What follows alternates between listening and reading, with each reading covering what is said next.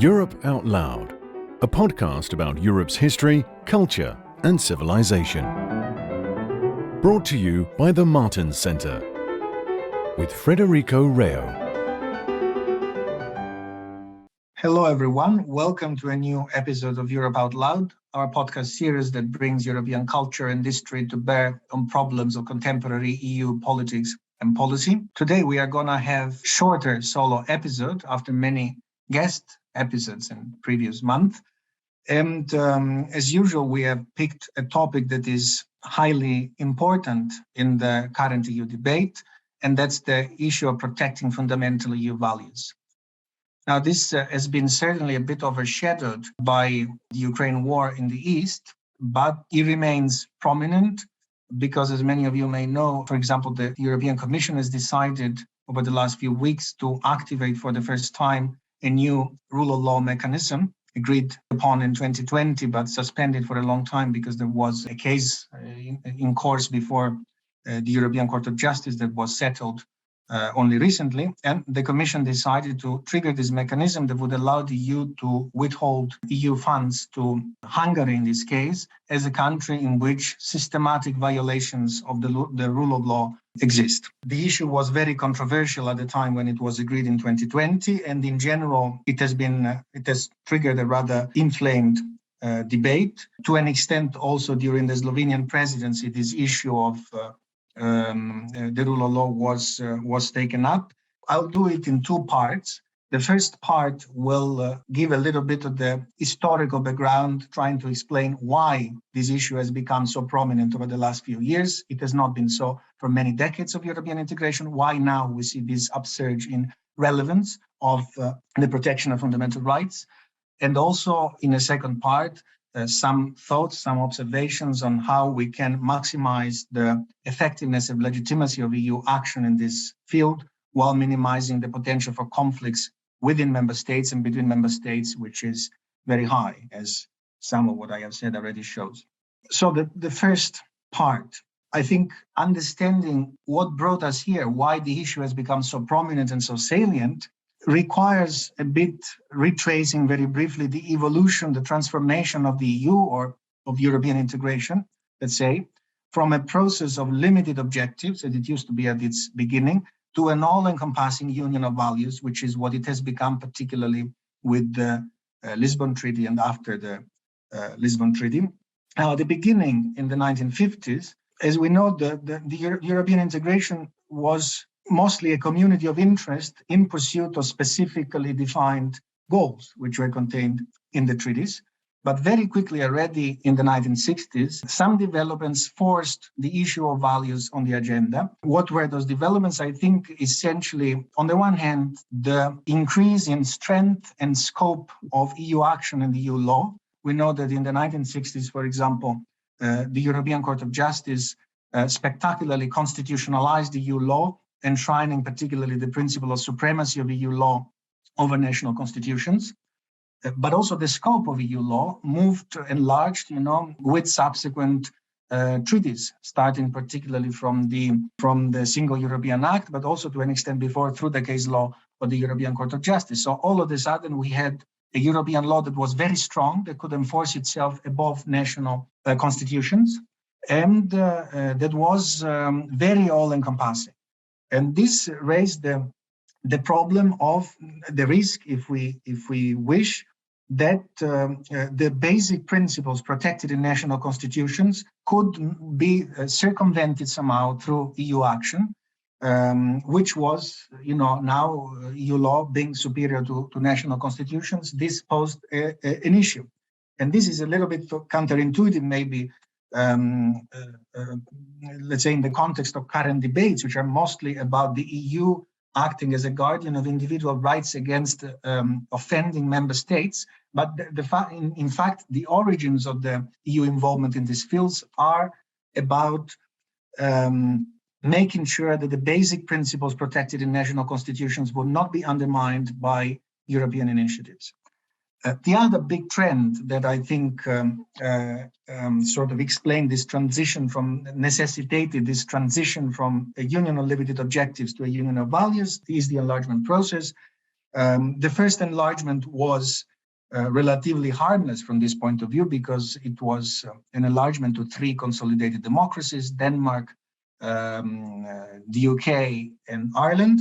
But the subsequent enlargements were done to member states, welcome member states, which were more recent and fragile democracies in the south, Spain, Portugal, Greece, and then most prominently in the east after the fall of the Berlin Wall. And that's when the issue of defining a common set of values that everybody had to abide by somehow became prominent.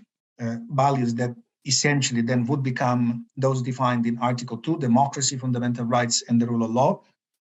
The Treaty of Lisbon has completed this process, because if you read the treaty, you will see that for the first time, EU values are listed before EU goals. Article 2 is dedicated to EU values. Article 3 is dedicated to EU goals. And this gives a sense that the Union is not about specific goals only. It is about pursuing broad values that it is the task of the EU institution also to interpret in an ambitious way.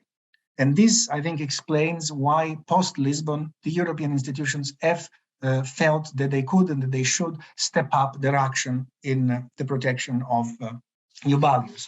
Not to be forgotten also the fact that the Lisbon Treaty has attributed to the Charter of Fundamental Rights the same legal value as the treaties. So once again, emphasizing the value dimension of the Union.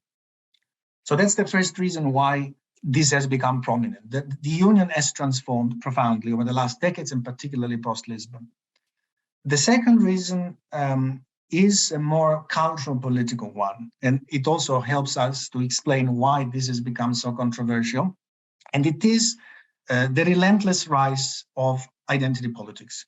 This is also a development of the last few decades, I would say, or the last 20 years. It is a development that comes to us from the US, as we know, but that has now become very present also in the European debate. It has been studied in a very interesting book, among others, by Francis Fukuyama, I think 2 or 3 years ago. And yeah, it signals a move from rights which are based on a universal notion of human dignity, which was the case in liberal democracies before that, to loud and very often rather resentful demands for the recognition of one's specific group identity. Which is variously defined based on nation, religion, sect, race, ethnicity, or gender. And this, as you see, includes both phenomena that are usually considered progressive and left-wing, take the so-called political correctness, radical feminism, or the various pride movements. But it also includes movements that are typically treated as regressive and right-wing. For example, the populist nationalism that went to power in some Western countries in the last 10, 15 years, including the US with Trump. All of these are instances of identity politics in which the focus shifts on one's own tribe, which it can be variously defined. It can be the nation, it can be the ethnicity, it can be the gender, and so on and so forth. And this, as also Fukuyama well explains in his book, contains a very strong potential for continuing conflict between tribes, between groups. And indeed, it has brought about great conflict, both in the US and in the EU. We see that a lot of our politics has by now become, a matter of culture wars. In federal unions such as the US and the EU, this also has the additional complication that it does not stay within states, it also spills over in the shared space that is guaranteed by the Union. And we saw also in the EU both a rise in conservative and in progressive identity politics. The rise in conservative identity politics is manifested in the illiberal democratic trends that have taken hold in many member states, in which, in pursuit of conservative policies, we witness a systematic undermining of checks and balances, of the freedom of the press, of the freedom of universities, of the freedom of civil society, and so on. But we also see a rise of progressive identity politics in the form of political correctness, from which EU institutions have not been immune. For example, we see that many European Parliament resolutions champion the most progressive understandings possible of EU values, and that have multiplied over the years. And they often fail to make any difference between strict rule of law, let's say, procedural aspects, such as the ones I have mentioned, and more morally loaded and divisive issues, such as family structure, such as gay marriage, such as gender stereotypes, and so on and so forth. There is a tendency to conflate the two also within EU institutions. The von der Leyen Commission, as we know, has a whole new portfolio for equality, which aims to construct a union of equality, in which clearly very politically correct interpretations inspired by progressive identity politics are contained. So I think this is the other piece of explanation that we need to use to understand why this is so contentious. There is the dual opposed movements of identity politics in the form of conservative liberal democracy and progressive identity politics, which make for an explosive mix in the contemporary EU debate on fundamental EU values. Now, briefly on what can be done. I mean, some observations on how to diffuse this ideological bomb, how to make sure that EU action has maximum effectiveness and legitimacy and minimizes the potential of conflict that is inherent in such questions. And I think the key issue is to adopt as an ideologically neutral approach as possible, to stand as much as possible above the demands of both progressive and conservative identity politics. And this is what I think can guarantee that EU institutions are most credible to enforce the essential core of fundamental values, which also happens to be the least ideologically charged aspects of fundamental values.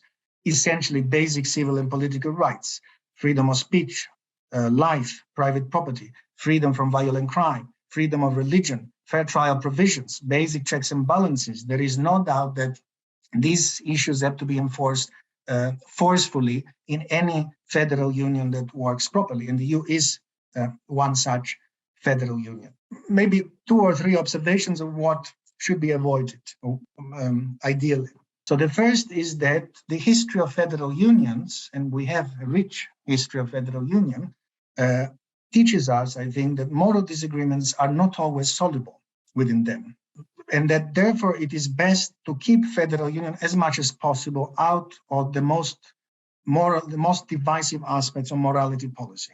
We see that in today's EU also, issues such as family structures, gender relations, LGBT rights, social rights, the relation between state and churches, the role of religious symbols in public life are still highly sensitive and divisive issues between member states and within member states. It is advisable for the EU to minimize its involvement in this area. But I would say that American federalism has been rather successful overall in accommodating a variety of very explosive issues and in tolerating a wide range of diversity on such things as capital punishment, abortion, racial segregation, alcohol prohibition, pornography, gambling, sex education, same-sex marriage, a variety of issues that is much broader than the differentiation of moral values that exist in Europe. So I think it's important to learn to live with different national cultures on some, at least, of these issues, and to avoid heightening conflicts that can get out of control. And this, of course, requires also some political maturity and self-restraint on the side of federal institutions, which they don't necessarily have to embrace the most ambitious interpretations of concepts and rights. They can restrain themselves based on the prevailing consensus of different societies. And this leads me maybe to my second observation.